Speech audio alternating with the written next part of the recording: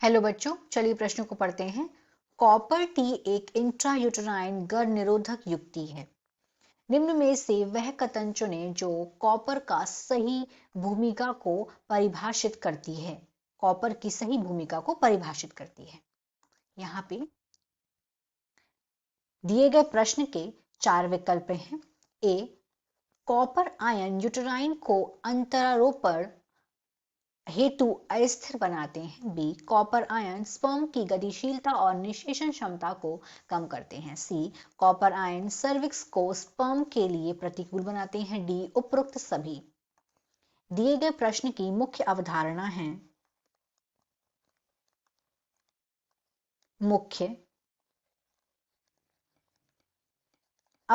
है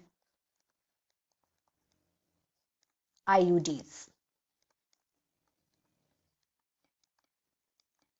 आईयूडी से तात्पर्य है इंट्रा यूटेराइन डिवाइस, जिसे हिंदी में हम बोलते हैं अंतः गर्भाशय युक्ति।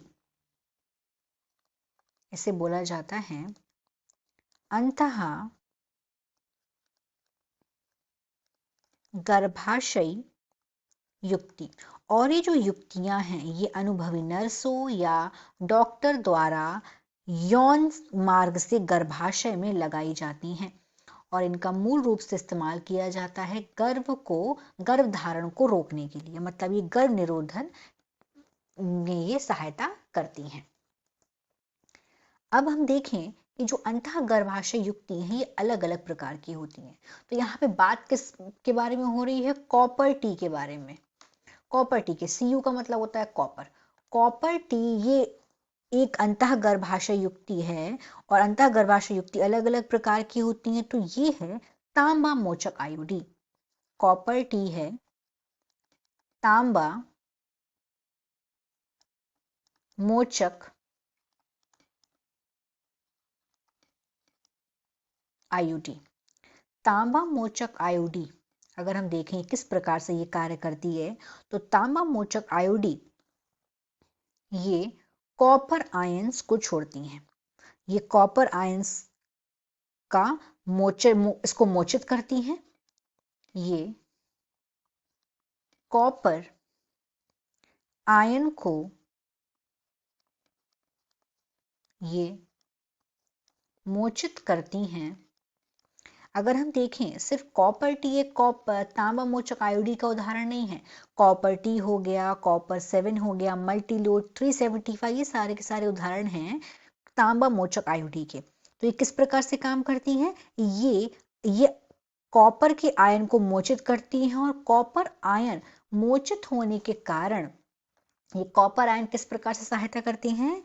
ये शुक्राणुओं का फेगोसाइटोसिस करते हैं। मतलब शुक्राणुओं का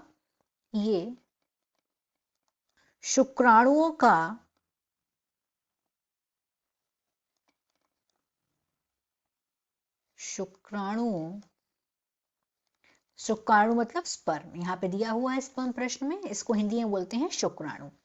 तो शुक्राणु का ये करती हैं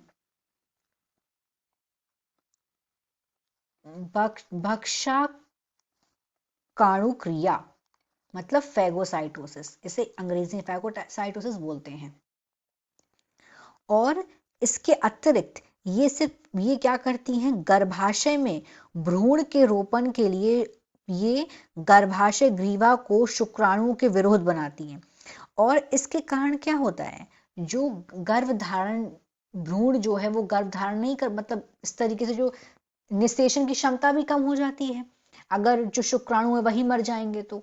और साथ में जो यूटेरस होता है उसे भी अस्थिर बनाती हैं। इसीलिए शुक्राणु के लिए क्या है? ये प्रतिकूल है। अब हम अपने देखते हैं यहाँ पे उदाहरण, यहाँ पे विकल्प। तो ए में क्या है? कॉपर आयन यूटेरस को अंतरोपण हेतु अस्थिर बनाती है। हाँ, सही है ये बात। कॉपर आयन स्पर्म की गतिशीलता और निषेचन क्षमता को कम करती है, ये भी सही है। कॉपर आयन सर्विक्स को स्पर्म के लिए प्रतिकूल बनाते हैं, ये भी सही है। तो इस तरीके से हमारा डी विकल्प है। यहाँ पे दिए गए प्रश्न का सही विकल्प है डी, उपरोक्त सभी। आशा करते हैं आपको यह प्रश्न समझ आया होगा। धन्यवाद।